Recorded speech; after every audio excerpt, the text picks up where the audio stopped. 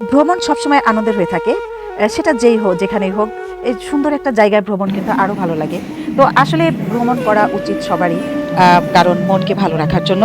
আমার মেয়ে তো সবসময় বলে এখনই বেড়াও, তার মানে পরে যখন বেড়াতে ইচ্ছে করবে কিন্তু তোমার শরীরে আর কুলাবে না, তখন আর বেড়াতে পারবে না। তাই আমরা যখনই সুযোগ পাই তখনই কিন্তু ছুটে যাই বিভিন্ন জায়গায় সামর্থ্য অনুযায়ী। চট্টগ্রাম বেড়াতে গিয়েছিলাম, তার কিছু অংশ আপনাদের সঙ্গে শেয়ার করেছি। আজ ফেরার অংশটা শেয়ার করছি। বন্ধুরা, চট্টগ্রাম যখন বেড়াতে যাবেন, তো যাওয়ার সময় তো বেশ এনার্জি থাকে, তখন কিন্তু আমরা ট্রেনে যেতে পারি। আসার সময় এনার্জি একটু কমে যায়, কারণ ঘোরা ফেরা এটা ওটা অনেক সময় লেগে যায়। তো আসার সময় ক্লান্ত, এই জন্য আমরা আগে থেকেই এখন আমরা এয়ারে আসতেই পারি, তাই আগে থেকে টিকিট বুকিং দিয়ে রেখেছিলাম। চট্টগ্রাম থেকে ঢাকায় টিকিট বুকিং দিয়ে রেখেছিলাম। এখানে একটা কথা বলা ভালো, আপনারা যদি আগে থেকে টিকিট বুকিং দেন তাহলে কিন্তু টাকাটা অনেক কম লাগে, আর যদি তাৎক্ষণিক করতে যান তাহলে কিন্তু একটু বেশি লেগে যায়। তো আমরা কিন্তু আগেই কেটে রেখেছিলাম, তো এখানে অল্প কিছু ছাড় পেয়েছি আমরা, এবং আন্তর্জাতিক ইয়ারটাই পেয়েছিলাম। তো আমরা এখানে অপেক্ষা করছি শাহ আমানত আন্তর্জাতিক বিমানবন্দর, যার পূর্ব নাম ছিল এ হান্নান আন্তর্জাতিক বিমানবন্দর। চট্টগ্রামে অবস্থিত বাংলাদেশের দ্বিতীয় বৃহত্তম বিমানবন্দর এটি।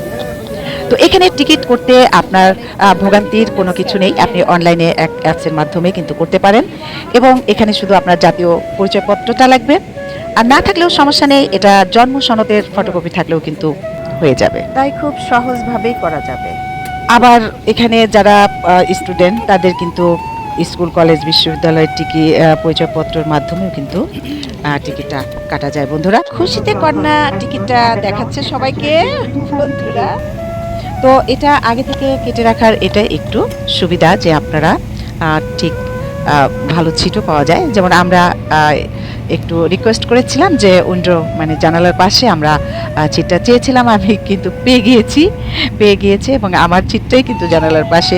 মেয়ে বলছে তোমারটা তুমি চেয়েছো, তুমি পেয়ে গেলে। তো উঠতে উঠতেই আমরা এখানে নাস্তার জন্য এটা পেয়ে গেছি। তার আগে আমরা কিন্তু বেশ কিছুক্ষণ অপেক্ষা করেছিলাম, লাউঞ্জে বসেছিলাম। এয়ার কুয়াশার কারণে এটা জেদ্দা থেকে এসছে, তো জেদ্দা থেকে আসার সময় হয়তো বা কুয়াশার কারণে 1 ঘন্টা লেট। তো আমরা এখানে সকালে আমাদের 10টা 20-এ ছিল আমাদের প্লেনের সময়, কিন্তু ওখানে 10টা 20-এর জন্য আমরা কিন্তু 9টাতেই বাসা থেকে বের হয়ে যাই। আমার এয়ারপোর্টটি পতেঙ্গায় অবস্থিত, পতেঙ্গা হয়ে যাওয়া লাগে। তো আরেকবার সুন্দর দৃশ্য দেখতে দেখতে আমরা এয়ারপোর্টে পৌঁছে গেলাম বন্ধুরা।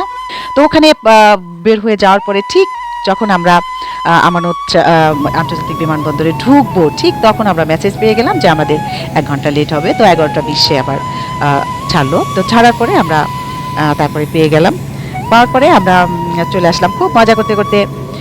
এখানে চলে আসলাম, আপনাদের দোয়ায় সহি সালামতে পৌঁছে গেলাম ঢাকায়।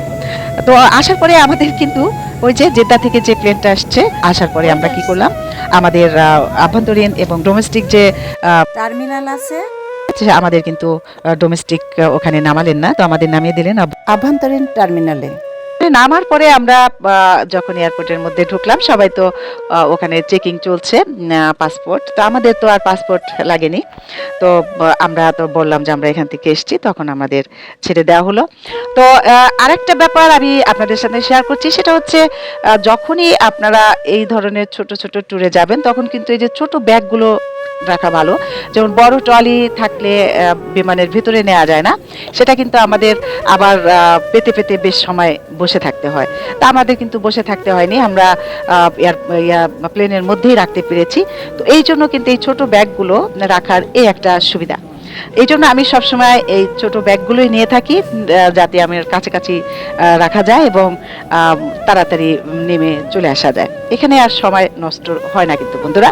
তো এখানে আমাদের খুব একটু হাসি হলো একটা অফিসারের সঙ্গে। বললাম আমাদের তো পাসপোর্টটি আমাদের কি যেতে দেবেন না? তো বললো, হেসে দিয়েছে, বললো যে বুঝতে পেরেছি আপনারা ডোমেস্টিক। বললাম জি, আমাদের এখানে নামিয়ে দেওয়া হয়েছে। তো বললো যে সমস্যা নেই আপা, আপনারা চলে যান। তারপরে চলে আসলাম। আসার পরে গাড়ি নিয়ে একবারে চলে আসলাম মেয়ের বাসায়। ওখানে দুপুরে খাবার পরে ফিরে এসেছিলাম ফরিদপুর, কারণ ব্যস্ত মানুষটার কোর্ট খোলা, আমারও ক্লাস আছে, তাই হলো বন্ধুরা, আপনারাও যখন সময় পাবেন, সুযোগ পাবেন, তখন অবশ্যই বেরিয়ে পড়বেন, কারণ মনকে সুস্থ রাখলে শরীর ভালো থাকবে। ভ্রমণ তার একমাত্র ওষুধ। ভালো থাকবেন, সুস্থ থাকবেন, দেখা হবে আগামীতে। আল্লাহ হাফেজ।